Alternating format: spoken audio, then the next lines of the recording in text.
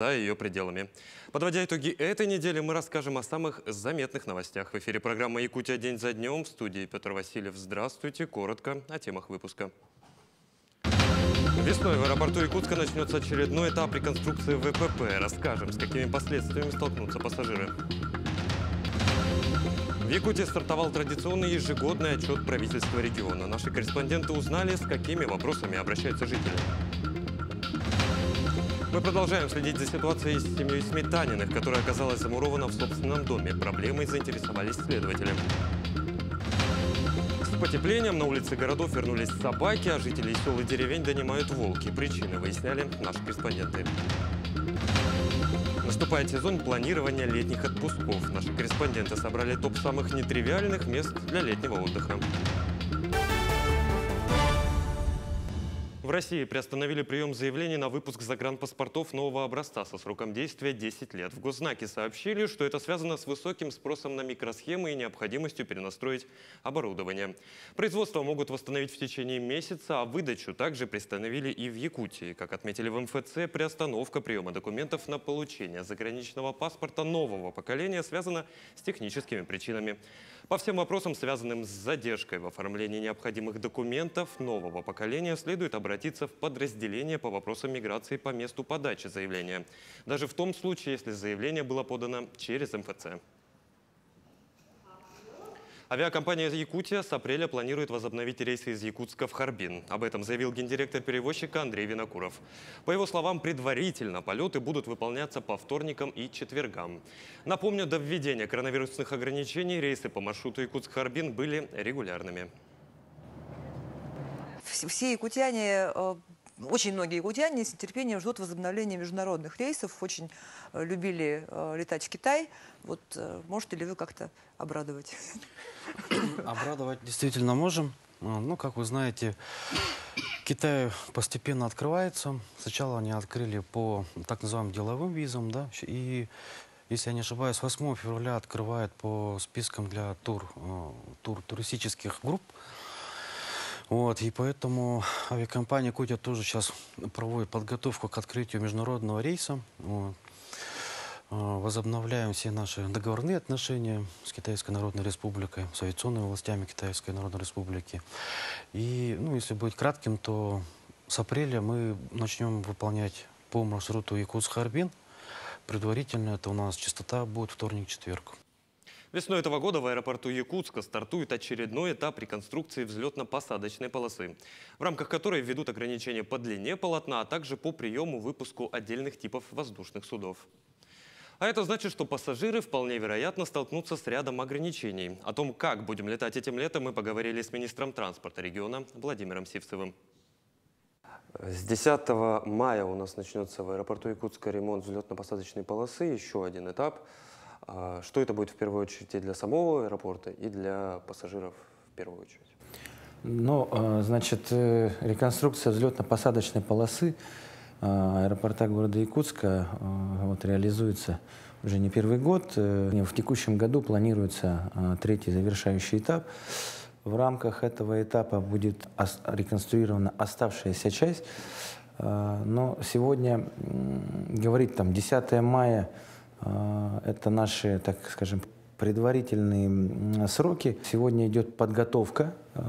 Значит, здесь с учетом специфики меняется глиссада посадки самолетов. Идет подготовительные работы, то есть строительные материалы завозятся, техника. И, соответственно, подрядная организация готовится. И мы видим примерно вот такие сроки. Так, чтобы максимально к августу месяцу завершить весь там необходимый комплекс работ. Понимая возможные ограничения, мы и изменение типа воздушных судов, возможное изменение маршрутизацию, то есть технической посадкой на дозаправку, соответственно. Готовим план полетов к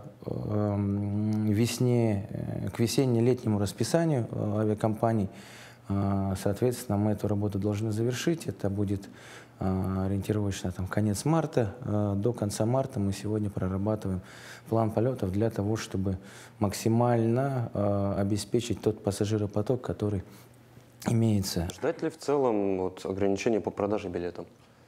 Безусловно, там другая загрузка самолета, да, или другой тип самолета, но частотой рейсов и, соответственно, возможными другими техническими решениями мы постараемся его закрыть, поэтому как такового дефицита мы не ожидаем.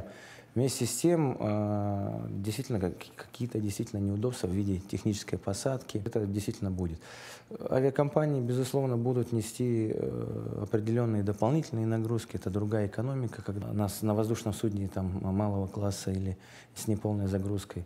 Но благо работают сегодня и дальневосточные субсидии, ну вообще программы субсидирования. Там четко фиксированный тариф, значит, будет продаваться по тем субсидированным тарифам, которые имеются. Сегодня для дальневосточников программа по всем, так скажем, направлениям практически имеется. А с авиакомпаниями еще не обсуждали грядущую, так скажем, реконструкцию и рост цен на билетов? Потому что, допустим, в том же 2021 году, когда у нас был ремонт, у нас были заоблачные абсолютно цены на стандартный маршрут, там Якутск-Москва, Якутск-Санкт-Петербург. Во все авиакомпании запрос направлен, как раз-таки мы эту работу сейчас непосредственно осуществляем, завершим ее где-то ближе к марту месяцу. Все дешевые билеты, вы знаете, они разного ценового класса. Дешевые билеты были, конечно, все раскуплены своевременно, а вот оставались только там последние дорогие билеты. Поэтому есть, наверное, рекомендация, значит, жителей республики, которые планируют свои отпуска на летний период, заранее побеспокоиться о приобретении авиабилетов. У нас же аэропорт Якутск принимает не только пассажирские, грузовые суда, но еще же туда прилетает специализированная техника, допустим, борты МЧС. Так это в 2021 у нас году было, ряд бортов просто у нас не мог сесть из-за, опять же, ремонта полосы. Я понимаю, что там друг на друга наложилось. В этом направлении какая-то работа? Ограничений по авиаперевозкам внутри республики мы не видим. Все те типы самолетов, такие как «Бомбардье», Ку-300, Ан-24, другие малые самолеты, они, безусловно, смогут осуществлять вылет и посадку на этой полосе.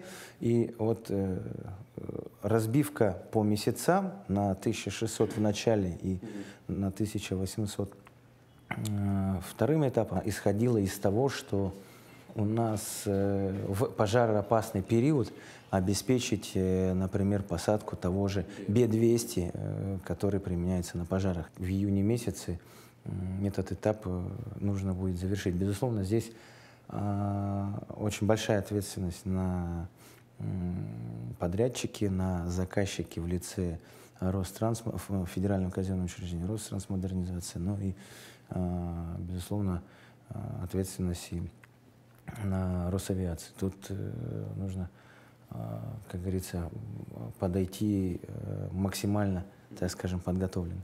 Продолжает совершенствоваться система тушения лесов в Якутии. Еще одним шагом к успешной борьбе со стихией стало обучение наших земляков новой профессии. Через несколько месяцев они получат дипломы летчиков-наблюдателей.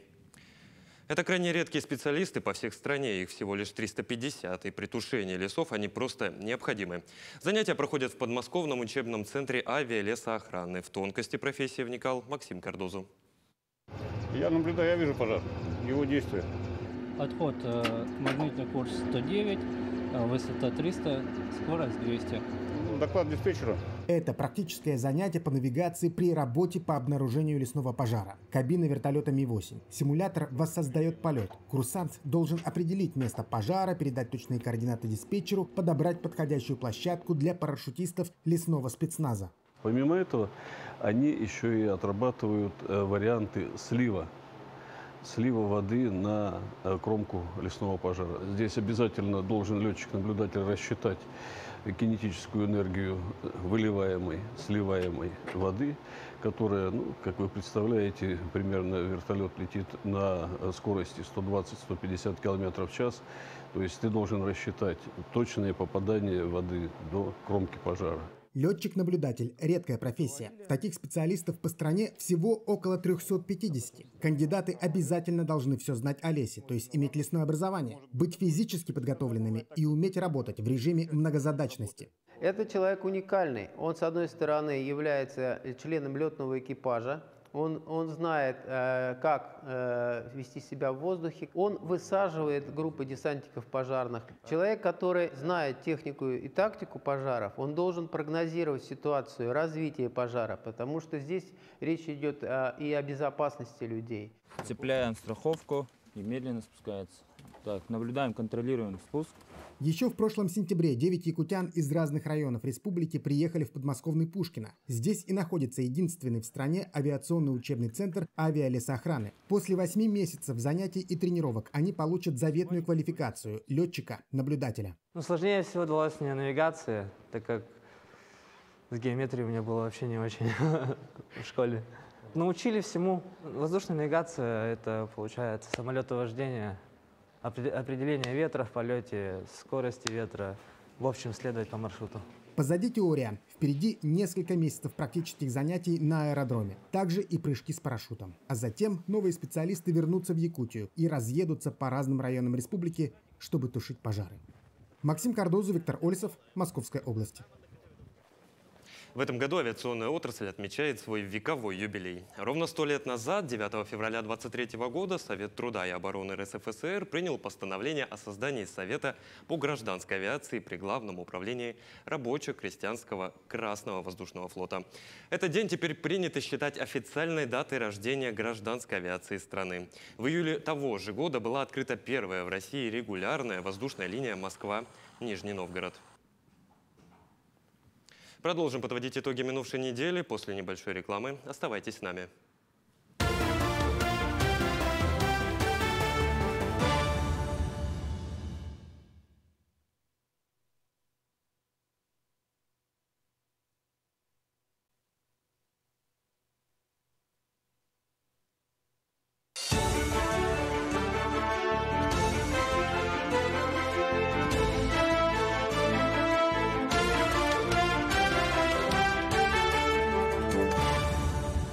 Это итоги недели, мы продолжаем. На этой неделе в регионе стартовали отчеты правительства. Впервые за 3 года они проходят в очном формате и с охватом всех районов и отдаленных наследгов. Уже по сложившейся традиции жители наследгов смогут напрямую задать актуальные вопросы и получить на них ответы от первых лиц. Выездные отчеты Кабмина продлятся до первых чисел марта и завершатся отчетом в эфире республиканского телевидения. Единственный детсад в поселке Тикси планирует включить в федеральную программу ремонта дошкольных образовательных учреждений, которая должна начаться с 2025 года. Об этом сообщил премьер региона Андрей Тарасенко в ходе отчета властей в Булунском районе. Он посетил детский сад и отметил, что руководству района совместно с учреждением необходимо уже сейчас начать подготовительные работы, чтобы предоставить необходимую документацию для заявки. Здание детсада 1975 года постройки, у него начал проседать фундамент. Есть 3-й этаж, который не используется и является замороженным, что также негативно влияет на состояние потолков нижнего этажа. Укрепление фундамента и вопросы водоотведения поручили также включить в проект. Правительство Якутии представило отчет исполнительных органов государственной власти республики за 2022 год в Горном районе. 3 правительственные группы 6 и 7 февраля посетили все 9 населенных пунктов района. Руководители групп провели прием граждан, отработали варианты решения частных вопросов, отрабатывая их с министерствами и местной администрацией. В целом жителей района интересуют вопросы о дальневосточном гектаре, регистрации частных домов, строительства школ и детских садов, а также благоустройство дорог и том, какие льготы предоставляются на капитальный ремонт. Люди не критикуют деятельность правительства, руководства республики, а именно желает каких-то направлений еще улучшить работу, на что-то обратить внимание, так, это вселяет большие, вселяет надежды, то, что именно жители республики, жители республики позитивно относятся к тем изменениям, той работе, которая проводится руководством республики. Также правительство республики отчиталось перед населением Алданского района о проделанной работе в минувшем году. Он был годом испытаний, которые мобилизовали силы и еще больше сплотили якутян, подчеркнул зампред правительства Кирилл Бычков. За встречей наблюдали и наши алданские коллеги. С Республика стала одним из лидеров среди российских регионов по росту промышленного производства в прошлом году. 110% к 2021 году отметил зампред правительства Кирилл Бычков, отчитываясь перед алданским населением и активом района. В 2022 году введено 584 тысячи квадратных метров жилья, что тоже превышает плановые показатели. На Дальнем Востоке Якутия занимает второе место по вводу жилья после Приморского края. Золотодобывающими предприятиями в прошлом году добыто 46 тонн золота, треть которого добывают алданские предприятия «Полюс Алдан» и «Селигдар». Все социальные обязательства и гарантии перед населением выполнены и даже увеличены по ряду позиций, несмотря на жесточайшие санкции, участие в СВО и мобилизацию сил и средств. Проблемные вопросы, конечно, они были всегда, в любое время, и мы прекрасно знаем, что, наверное, это все-таки здравоохранение, которое сегодня находится не на самом высоком уровне, хотя делается очень много на самом деле. Если кто погружен в эту тему, и причем эта тема очень открытая, на сегодня и указ, вернее, распоряжение о столетии Алдана, и указ о социально-экономическом развитии Алданского района до 30-го года, они находятся в свободном доступе, можно посмотреть. Отрадно отметить, что все-таки, несмотря на все сложности, глава республики, правительство республики нашли силы не сокращать какие-то мероприятия, проекты, программы, а наоборот искать пути их увеличения и большей реализации. Для населения всегда важно, что изменится на территориях местного проживания. С этого года начинается комплексное развитие Алданского района. Особое внимание созданию Алданского промышленного кластера, который позволит создать не только новые производства и рабочие места, но и повысить уровень жизни населения. На самом деле развитие промышленности, рекордные темпы показателей – это все здорово, но люди должны это чувствовать на себе. И как раз в указе главы по поводу Алданского района вот этот баланс соблюден, чтобы промышленное производство, рекордные вот эти вот достижения промышленные, они сразу отражались на качестве жизни и трудящихся, и вообще в целом жителей района. Вот я считаю, что это основной акцент, который удалось в этом указе отразить. И, конечно, глава следит, чтобы он неукоснительно соблюдался, и чтобы этот баланс он выражался в конкретные улучшения инфраструктурные, комфортная городская среда, условия жизни, оплаты труда и так далее. Ну, к тому же в этом году еще и год труда. В рамках указа главы республики о социально-экономическом развитии района до 30-го года планируется построить 7 объектов образования, Нижнекуранакскую детскую школу искусств, здание Государственного концертного оркестра Якутии. Кроме того, в задачах привести в нормативное состояние улично-дорожную сеть и общественные пространства в населенных пунктах района. Руслан Павлов, Сергей Шипачев, Александр Лукин, Алдан. Члены Кабмина посетили также и Нюрюнгринский район. Как отметили представители делегации, местные жители меньше жалуются на проблемы, которые ранее считали самыми важными. В частности, это вопросы жилищно-коммунального хозяйства и системы здравоохранения. Подробности в следующем материале. Работники угледобывающих компаний задавали вопросы, которые на протяжении нескольких лет остаются актуальными. Это строительство приюта для животных, нехватка узких специалистов в больнице, реконструкция и модернизация объектов здравоохранения и кадровый голод водителей категорий С, Д и Е. Также прозвучали вопросы, касающиеся ремонта дорог, газификации поселка Чульман и экологической безопасности.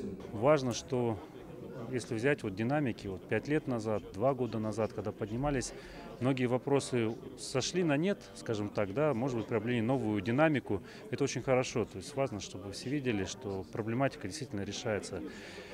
Из промышленности уточняли, спрашивали перспективы, связанные с развитием Нюрюнгринской ГРЭС, с развитием ЖД-станции поселка Беркакит. Это все напрямую связано с угольной промышленностью. Она у нас растет, ставит новые исторические рекорды. По итогам прошлого года исторически 39 миллионов тонн. Традиционно многие вопросы касались системы здравоохранения. Отметим, что в ближайшие 2 года планируется масштабное переоснащение медицинских учреждений и разрабатывается программа стимулирования врачей для привлечения их на работу. Я считаю, что те вопросы, которые поставили здесь жители Нюрюнгринского района, которые касаются непосредственно кадрового наполнения центральной районной больницы, и которые касаются непосредственно работы самой одной центральной районной больнице. Эти вопросы, они, собственно, многие вопросы решаемые. Я думаю, что мы с главным врачом центральной районной больницы, с руководством непосредственно Нерюнгринского района города Нерюнгри и, конечно же, такими активистами, которые вот сегодня задавали вопросы, совместно будем решать и принимать такие необходимые меры для того, чтобы обеспечить доступность, качество медицинской помощи в Нерюнгринском районе. Второй день работы правительственной делегации также завершился встречей с жителями города Нерюнгри. Я обращалась как председатель Всероссийского общества слепых по Нерюнгринскому району с вопросом об обслуживании инвалидов по зрению в медицинских учреждениях. Собственно, про их запись. То есть людям с тяжелыми нарушениями функций зрения тяжело в тональном наборе записаться к врачам. По итогам встречи все вопросы, озвученные собравшимися, включены в протокол и направлены в работу. Иван Лазаренко, Ирина Жданова, Захар Головин, Нерюнгри. Газификация, содержание дома-музея, строительство маслоцехов и сельской больницы. Эти и другие вопросы ставили жители Заречных наслегов Хангаласского района во время ежегодного отчета правительства. Правительственную группу, посетившую Заречье, возглавлял министр по физической культуре и спорту Якутии Леонид Спиридонов. Как прошел диалог власти с жителями заречных сел, расскажет Виолетта Засимова. К сожалению, заречные села не охвачены газификацией. Тут либо подключение к централизованному отоплению, либо печное отопление. Естественно, тема газификации на отчетах правительства ставится ежегодно, но пока вопрос остается открытым. Первым делом правительственная группа посетила Жемконский первый наслег, который состоит из сел Хатотчу и Титабя. Здесь поднимались темы стопроцентного охвата частного сектора централизованным отоплением, строительством маслоцехов и содержания местного дома-музея. Дом-музей выполняет функции Центра духовной культуры народа Саха. Жемконцы в ходе отчета попросили взять данный объект на баланс либо Министерства культуры, либо района и обеспечить его содержание.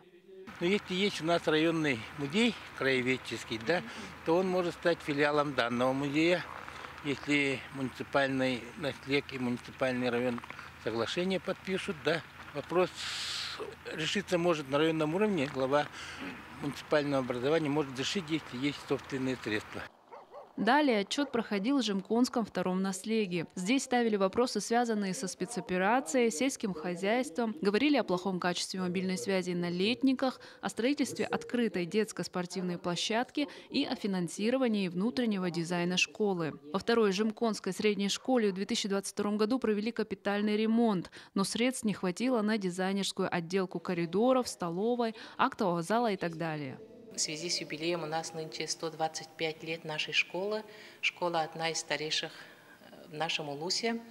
И хотим к юбилею провести дизайн. У нас есть уже проектно-сметная документация по дизайну.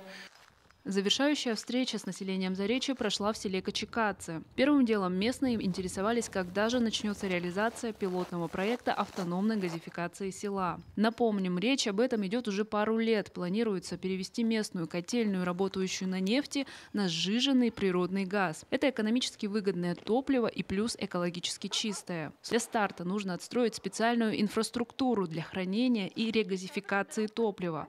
Но пока что все на стадии подготовки. Тем временем половина жителей Кочекадцев до сих пор отапливает свои дома дровами.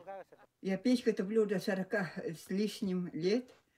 И до сих пор в такое время цивилизации топлю печку. С утра надо рано вставать, 5:30, пока дрова занесешь, уже 6, когда... И это все каждый день. На запрос жителей села по поводу начала реализации пилотного проекта правительственной группой был дан ответ. Работы по строительству инфраструктуры начнутся в ближайший год. Виолетта Засимова, Федор Тарасов, Хангаласский улус. И к другим темам. Республика поддержит региональное отделение Комитета семей воинов Отечества материально-техническими и организационными ресурсами. Об этом заявил глава региона Айсан Николаев на встрече с активом организации. Участники встречи обсудили широкий спектр вопросов, в том числе работу военно-врачебных комиссий, поддержку беременных и недавно родивших жен мобилизованных, а также проведение диспансеризации отцов участников боевых действий и повышение статусов волонтеров, оказывающих поддержку семьям участников СВО. Встречи надо делать хотя бы раз в квартал обязательно, потому что все мы взаимодействованы, хотим помогать семьям, солдатам, раненым. Вот, помощь это очень нужна.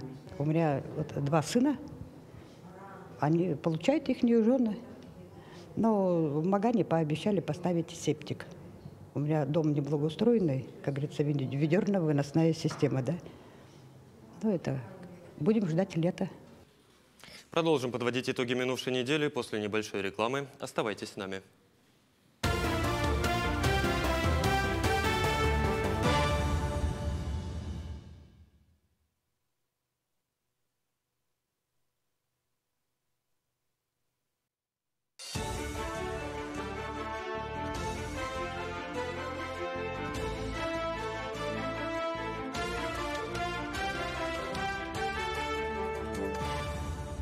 В эфире «Итоги недели» мы продолжаем.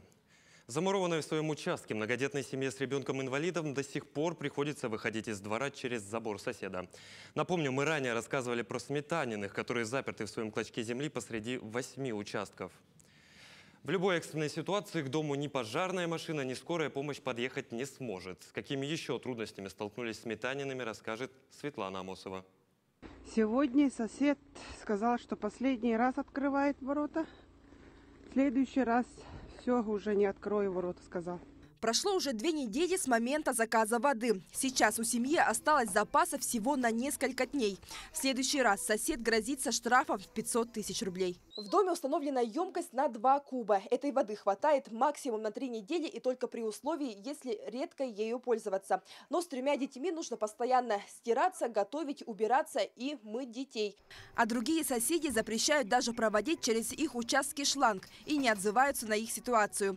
Более того, из-за отсутствия дороги у семьи нет возможности подвести к дому газовую трубу. Сейчас им приходится через каждые 3-4 дня таскать вот такие баллоны, чтобы как-то поддерживать в доме тепло и ежедневно готовить. Так быстро заканчивается, конечно. В холода 2 дня держится. 1 баллон, примерно большой баллон, 1200 заправка стоит. Разбираться в этой ситуации начал еще их дедушка, на которого и зарегистрирована земля. С 2014 года он всяческими способами пытался вернуть проезд к дому. С тех годов накопились целые кипы бумаги с обычными стандартными отписками. Никто никакие меры не предпринял. Но сейчас ситуация начинает набирать обороты. Недавно к ним приезжали члены Общероссийского народного фронта и пообещали полностью взять под свой контроль данную ситуацию. На сегодняшний момент окружная администрация ведет активную работу. На уровне заместителей главы города Якутска проводится совещание. Дано поручение градостроительству, департаменту градостроительства города Якутска рассмотреть возможные варианты проезда с учетом всех пожарных и других отступов. Управа Сайсарского округа и агентство земельных отношений тоже взялись за это дело. В ходе проведения анализа установлено, что причиной всего этого стали некорректно уточненные границы ранее отведенных земельных участков. По итогу разработано 2 пути решения через смежные участки. Будем напрямую выходить на соседних земельных участков, на собственников соседних земельных участков, и будем их по одному приглашать в учреждения и с ними договариваться. Зеленым отмечен участок Сметаниных. Есть вариант исправления границ смежных земельных участков путем перераспределения. То есть этому соседу будет выделена зеленая площадь взамен на этот участок земли. Тогда у Сметаниных появится выезд. Но в случае их отказа от рядом стоящего пустого участка мэрия Якутска будет выкуплена часть земли. В свою очередь, Следственный комитет завел уголовное дело по факту. Пока виновный круг лиц не установлен, ведется следствие. Но когда они получат дорогу к собственному дому и смогут спокойно передвигаться, пока неизвестно. Семья сейчас надеется на быстрое решение дела. Ведь невозможно жить в такой ловушке с 3 маленькими детьми и быть отрезанным от всего мира. Наш телеканал и дальше будет следить за развитием событий. Светлана Амосова, Семен Семенов, Григорий Хлопков, Джулус Иннокентьев, Якутск. Дети не могут быть счастливыми, если их дразнят, бьют и оскорбляют. За 2022 год в мобильную кризисную службу республики поступило 135 фактов жестокого обращения с несовершеннолетними детьми. Из них 23 факта являются физическим насилием. Как избежать вспышек агрессии в сторону ребенка, узнала Галина Чекурова. В начале января текущего года республику всколыхнула аудиозапись. Мать, выполняя задания по английскому языку, угрожает сыну расправой, а также применяет в отношении к несовершеннолетнему насильственные действия.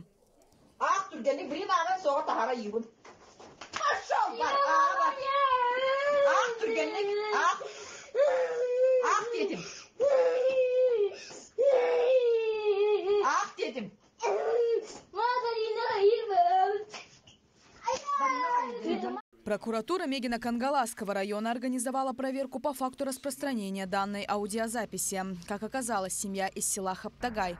На данный период времени возбуждено уголовное дело. При возбуждении уголовного дела установлено, что женщина при выполнении сыном домашнего задания, испытывая личные неприязненные отношения, используя нецензурное выражение, высказала в том числе и в его адрес угрозу убийства. Двое детей из семьи отобраны, находятся в детском учреждении. Прокуратура района по выявленным нарушениям законодательства о профилактике безнадзорности несовершеннолетних, семейном неблагополучии внесено представление начальнику районного управления образования, которое находится на рассмотрении и контроле. Из-за жестокого обращения в сторону несовершеннолетнего возникают проблемы не только у взрослого, но и у ребенка. Из-за такого отношения травмируется психика несовершеннолетнего и является причиной многих психологических проблем. Необходимо помнить, что любая травма, любое насилие, жестокое обращение будет вести с собой психологические проблемы и влиять на все сферы жизни ребенка в будущем и может вести различные последствия. Сдержать вспышки агрессии в сторону ребенка можно несколькими способами. Так, психологи рекомендуют родителям быть не только более внимательным и лояльным к ребенку, но и следить за своим стабильным эмоциональным состоянием. Можно больше уделять свободного времени для себя, для родителей, то есть следить за своим состоянием, чтобы это состояние не передавалось для детей. Также, чтобы помочь своему ребенку, родитель сам должен быть организованным, да? И не зря говорят, инструкцию в самолете мы помним, наденьте сначала маску на себя, а затем на ребенка. То есть это говорит об ответственности, ответственность родителя за свою жизнь, за поддержание в ней силы и радости. Агрессия в сторону детей появляется из-за проблем не только внутри семьи, но и из-за большого количества сторонних факторов. Чтобы наладить отношения ребенок-родитель, различные организации проводят профилактические беседы. С 2012 года проводится месячник психологического здоровья. В рамках этого месячника мы работаем со всей категорией детьми, также родителями и специалистами. А также наш центр организовал в этом году, проводит родительская среда. Да? Каждую среду для родителей проводятся лекции, всеобучие, да? И участвуют и специалисты школ, педагоги, психологи, да? И также из дошкольных организаций тоже проводятся такие лектории. Если с ребенком обращаться жестоко, он не начинает меньше любить своего родителя, а начинает меньше любить себя. Галина Чекурова, Григорий Хлопков, Якутия. День за днем. С приходом весны на улицах столицы и ее пригородов появляется все больше безнадзорных животных. Десятками они гуляют по улицам, пугая, а иногда даже и нападая на прохожих. Кто виноват в собачьих стаях и что с ними делать, разбирались наши корреспонденты. В полдень в Жатае, пригороде Якутска, в котором проживают больше 10 тысяч человек, немноголюдно. Поселковые улицы вместо горожан и случайных прохожих облюбовали безнадзорные собаки. Животные с приходом потепления сбиваются в стаи, агрессивно защищая территории своего обитания.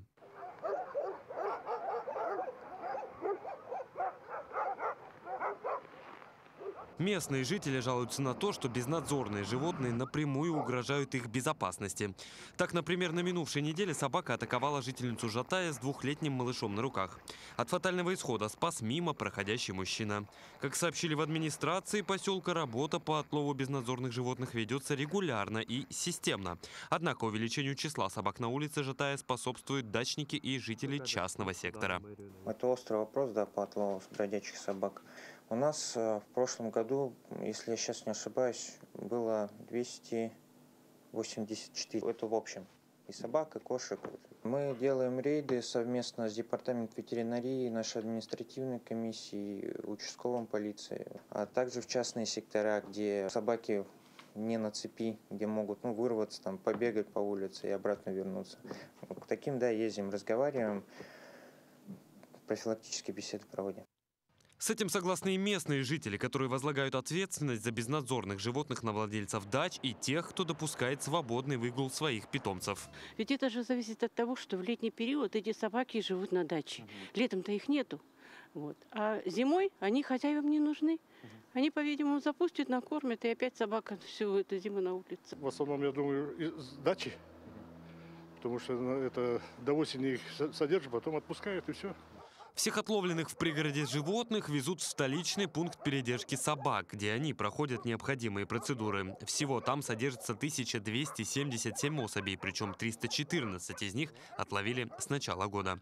Мы попытались узнать, как устроена система взаимодействия городского пункта передержки с пригородами, но сотрудники отказались от общения с нашей съемочной группой, сославшись на карантин.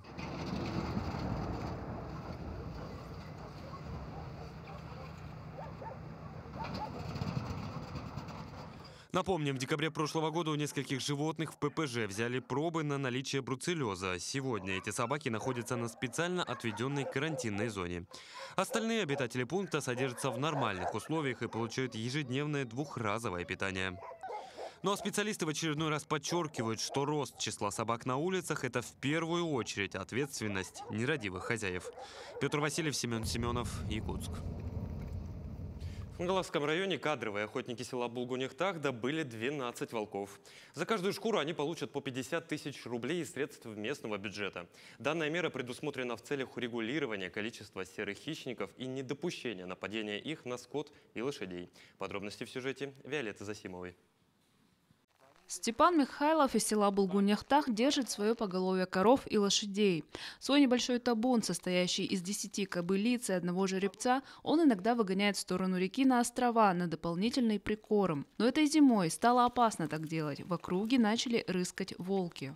Нынче с января месяца вот у нас на острове волки завелись. И вот мы как волки здесь зашли вот на острове.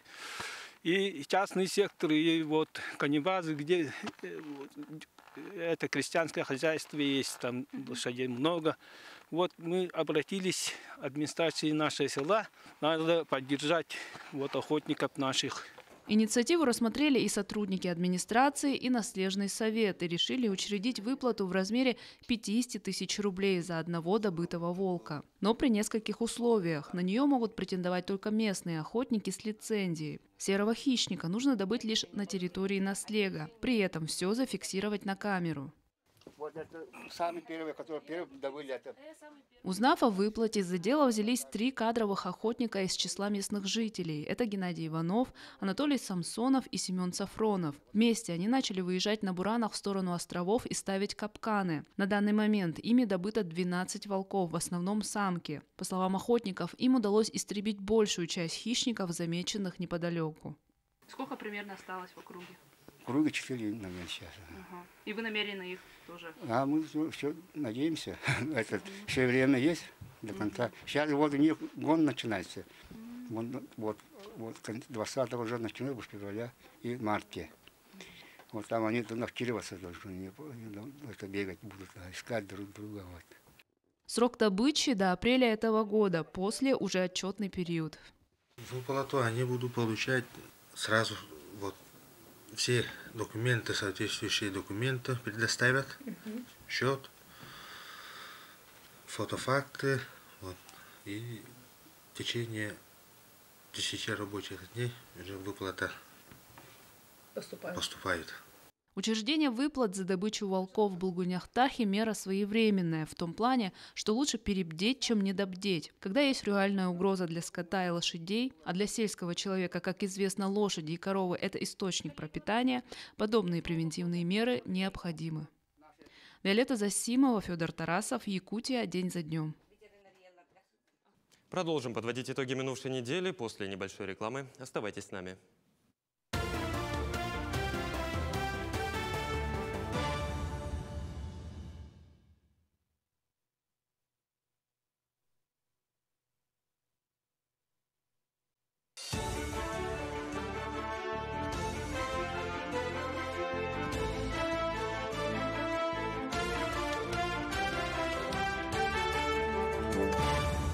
В эфире «Итоги недели» мы продолжаем.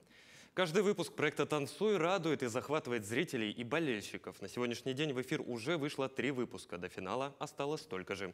В проекте 7 пар, 2 из которых под угрозой исключения. Кто из участников продолжит борьбу за главный приз, решают зрители. О том, какие голосования существуют и как правильно отдать свой голос, узнавала Марфирина Алексеева.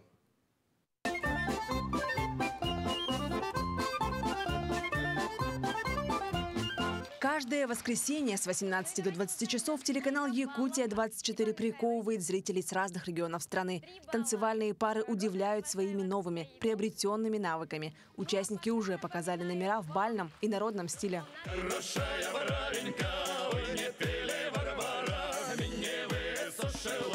По итогам последнего выступления на исключение выпала пара Алексея Гайзидинова с хореографом Ульяной Протопоповой. А также пара Анастасии Кирилкиной с хореографом Альбертом Никитиным. Но ты не узнаешь другие горизонты, другая глубина. О том, кто же из них продолжит борьбу на проекте, решает итог зрительского голосования. Для того, чтобы поддержать полюбившуюся пару, можно голосовать до 20 часов 10 февраля, отправив СМС со словом «Танцуй» на короткий номер 5533, указав номера 11 за Алексея и Ульяну и 12 за Анастасию и Альберта. Помимо спасения выбывающей пары, существует еще два вида голосования. Номинация «Приз зрительской симпатии» будет присуждена по итогам голосования, которое проводится только во время прямого эфира. Отдать свой голос можно, отправив СМС по короткому номеру 5533 с номером понравившейся пары. Вот именно за этот приз зрительских симпатий у нас идет голосование только во время прямого эфира. Это мы озвучиваем в конце каждого прямого эфира, кто сколько голосов набрал. И из выпуска в выпуск вот эти голоса, они суммируются, и по итогам они вот получают наибольший балл и получают этот приз зрительских симпатий. А попытать удачу и присудить своей любимой паре номинацию «Выбор интернета» можно, проголосовав в телеграм-канале «Якутии-24». Каждый понедельник после выпуска мы запускаем у нас в телеграм-канале голосование, и зрители или поклонники, может быть, группа поддержки танцующих, они выбирают своего победителя. В конце каждой недели, то есть, допустим, в субботу мы завершаем голосование, и затем просто, когда уже будем подводить итоги, ближе к финальному выпуску мы все эти голоса суммируем и выберем победителя, за которого больше всего голосовали в интернете. Сейчас участники проекта кропотливо трудятся над следующими номерами, которые будут представлены в современном стиле. Организаторы поделились, что зрители увидят номера в стиле хип-хоп, хай-хилс и бачата. До финала осталось 4 выпуска. За это время выбудут 2 пары. А победителя проекта жюри выберут из 5 финалистов. Марферина Алексеева, Джулус Иннокентьев, Якутск. В минувшем году в Якутию приехало более 237 тысяч туристов из России и из-за ее пределов. Туристы предпочитают известные маршруты, это Ленские столбы и полюс холода.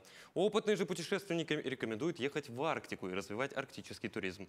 Нюансы необычных путешествий узнавал Александр Хавренко. Въездной туризм в Якутии за последние 3 года побил все рекорды. Если раньше в нашу республику приезжало до 200 тысяч туристов ежегодно, то за 2022 год Якутию посетило более 273 тысяч туристов. Тому способствовало несколько факторов: и закрытие границ, и пандемийные ограничения, которые существовали в большинстве любимых россиянами стран. Мы пошли по принципу разработки туристско-рекреационных кластеров. У нас есть туристский кластер «Полюс холода», который уже продвигается, бренд продвигается более 10 лет. Да, туда постоянный туристический поток есть. Для этого реализуются 2 основных мероприятия. Это зима начинается с Якутии и тур путешествия на полюс холода. Также из круизного туризма это путешествие на Ленские столбы по реке Лени и круиз до Булунского улуса, поселка Тикси. Денис Забелин, профессиональный путешественник, не раз бывавший в Арктике, считает, что арктический туризм должен развиваться, но к его развитию необходимо подходить с умом. В качестве негативного примера он приводит село Тереберка в Мурманской области, когда из маленького населенного пункта попытались сделать туристический центр и начали возить десятки тысяч туристов. По мнению путешественника, туризм в Арктику должен быть штучным. Нужно идти по пути развития туризма, так как это сделано, наверное, в Ненецком автономном округе, Нарьян-Мар, может быть, на Ямале. Совмещение некого экотуризма с таким вот органичным вписыванием его в национальные традиции, в культуру местную, чтобы не было какого-то такого вот огульного привоза там десятков тысяч туристов.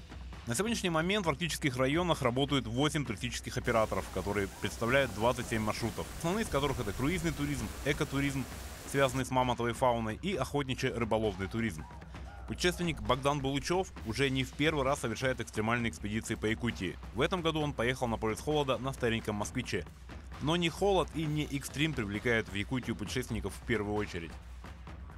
Нельзя здесь ехать на скорость. Здесь нужно однозначно смотреть природу, смотреть регион и самое главное общаться с людьми. Потому что в разных улусах люди абсолютно разные. Это так интересно вообще. Вообще у вас, еще раз говорю, для меня Якутия это такая, знаете, Россия в миниатюре. Вы многонациональный регион, который умудряется на огромной территории жить в гармонии с разными народами. Якутия и русская Арктика всегда были местами притяжения романтиков и экстремалов со всей страны. Арктический туризм – неисчерпаемый ресурс, и главное – грамотно им распорядиться. Александр Хавренко, Семен Семенов, Артем Алексеев. Якутия. День за днем. Пока многие страны думают над тем, открывать границы для российских туристов или нет, а отечественные курорты так перенаселены, что скоро там придется спать под открытым небом, да и то не за малые деньги, есть для наших туристов внутренние направления, куда добираются редкие путешественники. О том, куда отправиться, чтобы интересно провести время, расскажет Валерия Наумова. Россия не просто щедрая душа, но еще и тысячи мест, где можно этой самой душой отдохнуть.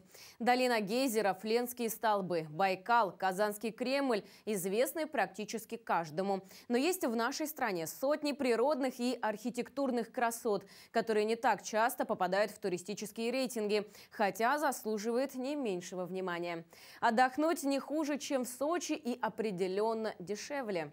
Самарские пляжи – одни из лучших на Волге. Добавьте к ним те, что расположились на реках Самарки и Соки, а также на озерах неподалеку от города. И вот вам больше 20 пляжей. Попасть на многие можно бесплатно. Правда, далеко не на всех есть шезлонги и раздевалки. Салаваки, Архангельская область. Острова, их акватория и архитектурный комплекс включены в состав заповедника и находятся под охраной государства и ЮНЕСКО. Сюда приезжают, чтобы познакомиться с насыщенной и непростой историей региона, посетить древнее языческое святилище, комплекс монастыря, заложенного в 15 веке, да и просто так насладиться природой. Любители древних памятников могут отправиться прямиком в каменные лабиринты, созданные в 3-м тысячелетии до нашей эры. Калмыкия – это единственный европейский регион, где большинство населения – буддисты. Позолоченные статуи Будды, молитвенные барабаны, ступы, лотосовые поля. Так сразу и не скажешь, что ты в России. Калмыкия несет красочный флер тибетской культуры. Одна из главных точек на карте туристов – Хурул, золотая обитель Будды Шакьямуни. Его сложно не заметить. Храм стоит на возвышении, поэтому его видно практически из любой точки и листы. Прежде чем зайти внутрь, принято обогнуть здание по часовой стрелке и прокрутить 108 молитвенных барабанов с мантрами. Считается, что это равносильно прочтению миллионов молитв. Адыгея, Лаганаки – уникальный район, покрытый альпийскими лугами. Плато находится на высоте примерно 2000 метров над уровнем моря, и здесь можно провести добрых пару недель, просто наслаждаясь картинами цветущего разнотравья на фоне величественных гор, да историческими лесами в речных долинах с живописными пещерами. В Адыгее есть горы и леса. Также здесь располагается часть знаменитого Кавказского биосферного заповедника. Горы Адыгеи внесены ЮНЕСКО в список объектов всемирного наследия человечества. Здесь путешественники могут увидеть поразительные ущелья и каньоны, реки и водопады. Архыз, горный район Архыз, славится своей первозданной природой и мягким климатом. От холодных ветров его защищает хребет Абишира-Ахуба, поэтому здесь почти всегда солнечно и ясно. Если раньше он был не очень привлекателен для туристов из-за отсутствия элементарной инфраструктуры, то в 2013 году здесь открыли современный всесезонный горнолыжный курорт Архыз. Самый большой и в то же время самый малонаселенный регион страны. Суровый край вечной мерзлоты и рекордно низких температур. Это Якутия. У нас в республике есть на что посмотреть. Всем известны такие места, как Ленские столбы, полюс холода и Булус. Но я расскажу о паре точек на карте, которые менее популярны, но ничем не уступают остальным. Гора Киселях – это место, один из самых загадочных уголков Якутии. Гора, расположенная на водоразделе рек Яна и Адыча, считается священной. У местных жителей есть табу. Запрещается не только ходить на гору, но даже долго смотреть на нее. В то же время считается, что если человек поднимается на Киселях с добрыми намерениями и светлыми мыслями, то он сможет не только насладиться первозданной красотой, но и зарядиться положительной энергетикой. В древности на гору могли подниматься только шаманы, а в начале 21 века сюда был открыт доступ туристам. Улахан-Ары-Кюле. В дельте реки Оленек расположен необитаемый остров Улахан-Ары. На этом острове находится несколько озер, самое крупное из которых носит название Улахан-Ары-Кюле. На острове водятся лоси, олени и пушные звери. Озеро богато рыбой, и здесь разрешен рыбный промысел. Спокойная озерная вода с ледяной кромкой по краю, девственная тайга и отражающиеся в зеркальной глади силуэты гор со снежными вершинами. Такую живописную картину могут увидеть путешественники на озере Улахан-Ары-Кюле. Поскольку озеро расположено в необитаемых местах, здесь понравится любителям уединенного отдыха и суровых условий. На территории России много мест, где вы можете провести отпуск, и каждая из них прекрасна по-своему. Выбор местности зависит от ваших предпочтений, будь то активный отдых или пляжный у моря. Такой запомнится минувшая неделя глазами наших корреспондентов. Мы и дальше продолжим следить за развитием событий в республике и за ее пределами. Вы смотрели программу «Якутия. День за днем». В студии для вас работал Петр Васильев. Я с вами прощаюсь. Всего доброго и до новых встреч.